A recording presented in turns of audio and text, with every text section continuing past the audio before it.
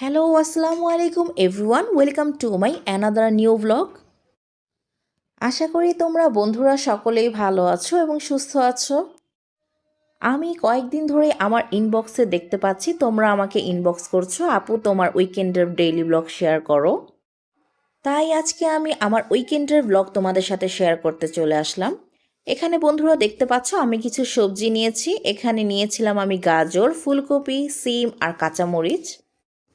এই সব সবজিগুলোকে এখন আমি কেটে নিয়েছিলাম। আর এখানে আমি একটু মাশরুমও নিয়েছিলাম।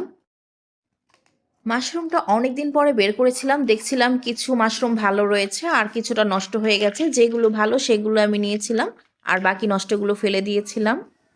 আর এখানে আমি প্যানে সব ধরনের সবজিগুলো রান্না করার জন্য বসিয়ে দিয়েছিলাম। এই সবজিগুলো দিয়ে আমি একটু রাইস রান্না করব।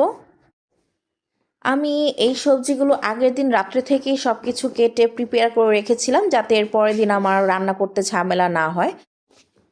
আর আমি এখানে কিছু সবজি কেটে নিয়েছিলাম চাইনিজ সবজি রান্না করার জন্য। এগুলো কিন্তু আমি আগের দিন রাতে থেকে প্রিপেয়ার করে রেখেছিলাম সব কিছু।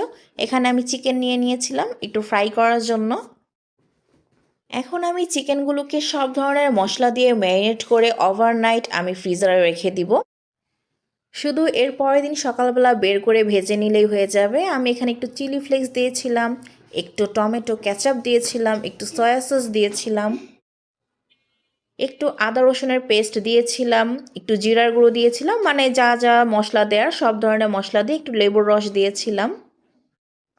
এখন আমি চিকেনে অ্যাড করব একটু কর্নফ্লাওয়ার। কর্নফ্লাওয়ারটা দিলে ফ্রাইটা কিন্তু একটু মুচমুচে হয়।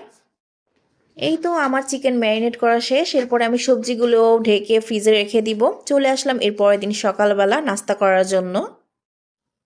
এখানে আমি ডিম পোচ করে নিয়েছিলাম, ডিম ভাজি করে নিয়েছিলাম আর একটু ব্রেড নিয়েছিলাম। এই দিয়ে সকালবেলা নাস্তাটা কমপ্লিট করলাম। এরপরে খেয়ে নিলাম একটু চা, কারণ যেই ঠান্ডা পড়েছে একটু চা না হলেই নয়। এরপরে আমি ফ্রিজ থেকে ম্যারিনেট করা চিকেনগুলোকে বের করে নিয়েছি। এখন আমি এক এক করে রান্নাটা করে ফেলবো।